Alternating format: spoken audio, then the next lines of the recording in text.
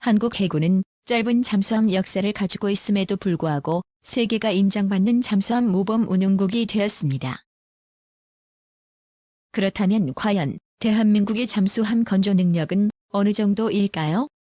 우리나라는 209급 장보고함을 독일에서 건조 도입한 후 1992년 10월 대한민국 기술로 조립 건조한 2000함을 시작으로 한국 잠수함의 자체 건조가 시작됩니다. 이후 독일 HDW 조선소로부터 기술 지원을 통해 대우조선해양에서 후속 209급 잠수함을 건조하기 시작하였고 214급 잠수함을 건조하기 시작합니다. 이러한 일련의 과정을 통해 한국은 세계 12번째로 잠수함 설계 및 건조 가능 국가가 됩니다. 이 중 잠수함 실적을 가진 나라가 9개국인데 대한민국도 인도네시아와 잠수함 수출을 체결함으로써 잠수함 수출국이 됩니다. 다른 나라의 잠수함 건조 능력에 대해서 간단히 살펴보자면 먼저 스페인은 잠수함 건조 역사에 커다란 오점을 남긴 적이 있습니다. 2013년 잠수함 건조 사업에 관한 충격적인 뉴스가 보도되었는데 7천억 이상을 들여 건조 중이던 스페인의 S-80A급 잠수함인 페라람이 설계보다 톤수가 75톤에서 100톤이 초과되어 사망 후 부상이 불가한 상태가 되었다는 소식이었습니다. 스페인 해군은 1980년대 아고스터급 잠수함 4척을 프랑스로부터 도입 운용 중이며 프랑스와 합작으로 스콜펜 잠수함을 설계할 정도의 잠수함 선진 운용국이었습니다. 하지만 중량 통제의 실패로 설계 대비 중량이 초과한 잠수함을 건조하게 되었고 후속 조치를 위한 막대한 추가 재원을 투입해야만 하는 사건이 발생한 것입니다. 이 사건은 돈은 돈대로 날리고 시간은 시간대로 버린 사건으로 전 세계적인 망신 이슈가 됩니다. 스페인의 페랄 잠수함과 같이 되지 않으려면 잠수함을 설계 건조하기 위한 핵심 기술과 핵심 인력을 보유하고 발전시켜야 합니다. 잠수함 사업을 안정적이면서도 효율적으로 추진하기 위해서는 2개의 조선소가 교호로 잠수함을 수주받아 건조하는 방식을 씁니다. 대표적으로 미국의 EB와 NN 조선소, 일본의 미쯔비시와 가와사키 조선소가 있습니다. 이는 주기적인 건조 물량이 조선소에 제공되어 안정적으로 인력을 운영할 수 있고 장기적인 잠수함 건조 계획이 제공되므로 잠수함에 관한 핵심 기술 개발이 지속적으로 이루어질 수 있기 때문입니다. 또한 조선소 간 과도한 경쟁을 유발하지 않으며 무엇보다 핵심 인력의 유출을 막을 수 있기 때문입니다. 대한민국 잠수함 사업 분야에서 직접적으로 건조 능력을 보유하고 있는 조선소는 대우조선해양과 현대중공업입니다. 대우조선해양은 1987년 대한민국 해군과 209급 잠수함을 계약한 이후 214급 잠수함, 차기 잠수함 장보고함도 수주하여 건조 중에 있습니다. 또한 2011년에는 인도네시아 해군과 3척의 잠수함 수출 계약을 달성하여 세계에서도 주목받는 잠수함 건조 조선소가 되었습니다. 또한 대우조선해양은 2003년과 2009년에 노후화된 인도네시아 잠수함 2척의 창정비를 수주하여 계약기간 내 완벽한 정비를 마침으로써 인도네시아가 고마움을 표시하기도 했습니다. 현대중공업 한국 해군의 214급 잠수함 사업을 최초로 계약한 이래 수척의 214급 잠수함을 건조하였으며 앞으로도 여러 잠수함 건조 사업을 진행할 계획입니다. 209급에 비해 한 단계 도약한 214급 잠수함의 건조 능력 확보는 2020년대 가지게 될 장보고 3급 잠수함 확보에 큰 기여를 하였습니다.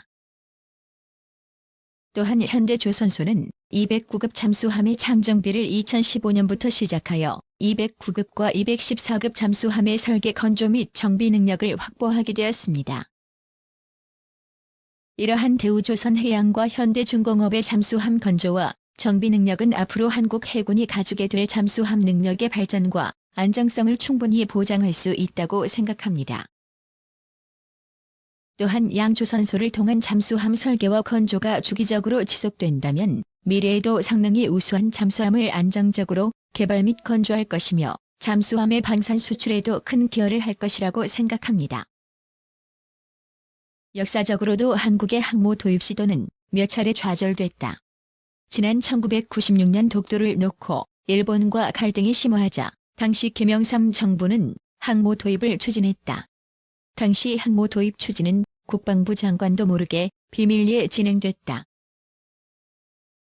같은 해 10월 현대중공업은 2012년 취역을 목표로 우리 해군의 항모 건조를 계획 중이라며 길이 197m, 폭 24m, 배수량 1만 5천 톤의 소형 항모 모형을 공개하면서 세간에 알려졌다. 하지만 1997년 한국이 동아시아 금융위기의 소용돌이에 휘말리면서 막대한 예산이 소요되는 항모 도입은 제대로 추진되지 못했다. 환란을 극복한 뒤 3만 5천 톤까지 늘린 항모 도입을 다시 추진했지만 예산 문제로 무산됐다. 2013년 최은희 합참의장이 항모 확보를 위한 필요성 검토 계획을 밝혔지만 이 또한 무산됐다. 당시 해군은 중일의 항모 보유에 따른 경항모 보유 필요성 등에 대한 외부 연구 용역을 실시했었다. 당시 보고서는 유사시 신속한 해양 영토 보호 및 탈환, 주변국에 대한 전략적 효과 극대화를 위해 경항모형 다목적 상륙함을 최소 2척 확보해야 한다고 밝혔다. 그 방법으로는 독도함 2번 함을 2만에서 3만 톤급 수준의 경항모급으로 건조하고 이와 병행해 기존 독도함을 수직이 착륙기를 운용할 수 있는 형태로 개조하는 방안이 제시됐다. 당시 이런 사실이 알려지자 한국이 당장 항모를 도입하는 것은 무리라는 지적이 나왔다. 건조하는데도 막대한 비용이 들고 건조하고 나서도 운영비가 엄청나다는 이유에서다. 중경형 항모 건조 예상 순수 비용은 3조 1,509억 원. 보고서는 예산 문제가 계속 발목을 잡을 경우를 대비 중경형 항모 건조에 대해서도 계획을 수립했다. 사진은 목표 중경형 항모의 모델이다. 하지만 강영호 전 해군 교육사령관은 2013년 11월 월간 조선에 쓴 기고문을 통해 이같이 주장했다. 일반적으로 해군 스스로도 항모는 너무 고가인 무기체계로 한국 해군이 확보하기엔 부적합한 것으로 알고 있다. 하지만 이것은 잘못된 인식이다. 수도권 인근의 육상 공군기지는 평당 1,000만 원이 넘기 때문에 250만 평의 공군기지 건설을 하려면 무려 25조 원이나 든다. 공군기지를 새로 건설하려면 토지 보상비만 3조에서 5조 원이 들고 비행장 건설비가 15조 원이나 지출된다고 한다. 그런데 프랑스의 드골 핵추진 항모 한 척은 2조 5천억 원 정도의 건조비가 든다. 항공기지의 유용성 면에서 볼 때 오산, 수원, 서울, 강원 등의 전방 공군기지는 모두 북한의 240에서 300mm 방사포와 장사정포 사정권 내에 있다. 특히 북한 특공작전의 표적이 되기 때문에 개전 초 한국 공군이 방어 제공과 공세 제공을 제대로 수행하지 못하게 된다. 한국 해군이 처음 시도하는 항모이기 때문에 구태여 핵추진을 고려할 필요 없이 재래식 항모 건조를 추진해야 한다는 주장도 있을 수 있다. 그러나 핵추진에 의해 얻어지는 주된 이점은 재급유 없이 무제한의 거리를 고속으로 기동할 수 있는 능력으로부터 연유된다. 더욱이 핵추진 항공모함에는 매우 중요한 부수적 이점이 있다. 핵추진 항모는 추진을 위한 일반 연료를 운반할 필요가 없기 때문에 항모 선체의 호위함과 함재기의 유류를 포함해 전투 소모품을 운반할 수 있는 충분한 여유를 갖게 된다. 한국 해군은 주변국에 비해 늦었지만 핵추진 항모를 진수하면 동북아 주변국들에 비해 가장 우수한 핵추진 항모를 최초로 확보하게 된다. 임진왜란에서 이순신 제독이 승리할 수 있었던 배경은 판중 주부사 송흠이 외란 30여 년 전에 중국의 전선을 보고 판옥선 건조를 상소했고 조정이 이를 받아들였기 때문이다. 멀리 보면 항모 건조 비용이 크다고만 할 수 없다는 것이다. 강 전 해군 교육사령관은 해군 출신 군사전략가로 일찌감치 이지스함 보유 필요성을 역설하는 등 대양해군 건설론의 선구자로 알려진 인물이다. 보고서도 해군이 항모를 보유하는 것에 회의적인 입장을 가진 쪽은 항모 한 척의 건조 비용이 우리나라의 1년 국방 예산을 모두 합친 것보다 많고 운용 유지 비용이 천문학적이기 때문에 항모를 보유하더라도 제대로 운용하지 못할 것이라는 편견을 가지고 있지만 현재 국방 예산에서 큰 예산 증액 없이도 항모 건조 및 전략화가 가능하며 운용 역시 무리가 없다는 사실을 수치화한 자료를 통해 홍보할 필요가 있다고 강조했다. 보고서는 예산 문제가 계속 발목을 잡을 경우를 대비 중경형 항모 건조에 대해서도 계획을 수립했다. 재원은 다음과 같다. 중경형 항모의 경우 건조 비용은 3조 1,509억 원으로 추정됐다. 항모 보유시 기대 효과 보고서는 항모를 보유할 경우 전략적, 전술적 기대 효과가 있다고 분석했다. 전략적 기대 효과로는 전쟁 억제, 해양 생존권 사수, 국위 선양을 꼽았다. 전쟁 억제 목표 함정이 확보될 경우 기대할 수 있는 가장 큰 효과는 강력한 현시 효과를 통한 전쟁 억제다. 목표 항모는 강력한 투사 능력을 바탕으로 북한은 물론 주변국에 대해서 강력한 전쟁 억제 능력을 발휘할 수 있다. 해양 생존권 사수 목표 항모는 주변국의 항모 보유 확산에 대응한 대칭적 억제 수단이자 한국 해군의 원거리 대항 작전 능력을 부여할 수 있는 수단이다. 독도와 이어도와 같은 핵심 분쟁 해역은 한반도에서 수백 킬로미터 이상 이격되어 있으며 세계 10대 무역국가인 한국의 생명줄과 같은 해상 교통로는 유사시 주변국이 언제든지 통제할 수 있는 곳에 있다. 따라서 이들 주거 해역을 보호하기 위해서는 육지에서 멀리 떨어진 곳에서도 자유롭게 항공기를 운용할 수 있는 플랫폼이 필요하며 목표 함정은 그러한 전략적 요구를 충족시켜 줄 것이다. 국위 선양 대한민국은 세계 10대 경제 대국이자 군사 대국이며 정치, 경제, 문화, 과학기술 등 다양한 분야에서 국제사회를 이끌어가는 주요 20개국 중 한 국가이다.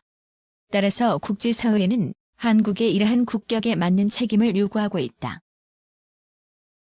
국제사회에서의 책임이란 대규모 재해 재난 발생, 공해에서의 대규모 해난사고, 전쟁으로 인한 대규모 난민 발생과 같은 문제가 있을 때 인도적 지원을 하고 해적, 테러리즘과 같은 초국가적, 비군사적 위협에 대응하는 데 있어 일정 부분 역할을 맡는 것을 의미한다. 해상에서 다량의 항공기를 운용할 수 있는 목표 함정은 재해 재난 상황에 대한 인도적 지원과 해외 재외 국민 및 난민 보호, 해상에서 발생할 수 있는 모든 유형의 초국가적 비국가적 위협에 대응할 수 있는 능력을 갖추고 있으며 무엇보다 항모라는 뛰어난 현시 효과를 가지고 있기 때문에 국위 선양과 더불어 국제사회에서의 한국의 영향력 확대에 많은 기여를 하게 될 것이다. 전술적 기대 효과로는 분쟁 해역 제공권 확보, 대북 마비전 수행 능력 확보, 기타 전술적 부족 능력 해결을 예상했다. 쟁해역 제공권 확보 주변국으로 인한 미래 안보 위협 상황 도래시한국 해군에 있어 가장 큰 전술적 약점은 제공권이었다. 주변국을 대상으로 제공권을 장악할 수 없는 한국 해군은 적으로부터 대량의 공대함 미사일 위협에 노출되어 있으며 이러한 약점을 극복하지 않는다면 분쟁에서의 승리는 고사하고 함대의 생존 자체를 보장할 수 없다. 항모는 물론 분쟁 해역 가까이에서 전투기를 동원할 수 있는 주변국과 달리 지상 지원 발진 전투기의 지원을 거의 기대하기 어려운 한국 해군에 있어 해상에서 전투기를 운용할 수 있는 목표 항모의 확보는 함대의 생존을 보장하고 나아가 분쟁에서 승리할 수 있는 기반이 될 것이다. 대북 마비전 수행 능력 확보 한국 해군은 함대지 순항 미사일 전략화를 통해 북한에 대한 중심 타격 능력을 확보하는 데는 성공했으나 순항 미사일은 속도가 느리고 이동 표적 공격이 불가능하기 때문에 북한의 지휘 세력이나 미사일 전력과 같은 표적에 대한 타격 능력은 대단히 부족하다는 지적이 많았다. 그러나 목표 항모는 공해상에서 전투기를 발진시켜 휴전선 일대에 검증된 북한의 방공망을 우회하여 대단히 수월하게 적 지휘부와 핵심 전력 표적을 타격할 수 있으며 이는 개전 초기 북한에 대한 전략적 마비를 강요하여 전쟁 초기 종결에 기여할 수 있다. 기타 전술적 부족 능력 해결 항모는 다양한 기능을 수행하는 다수의 항공기를 탑재하는 무기체계이다. 이는 부족한 전술적 능력 문제를 항공기를 통해 해결할 수 있다는 것을 의미한다. 때문에 목표 항모는 그동안 해군이 안고 있던 다양한 전술적 부족 능력들을 일거에 해결할 수 있는 솔루션이 될 것이다.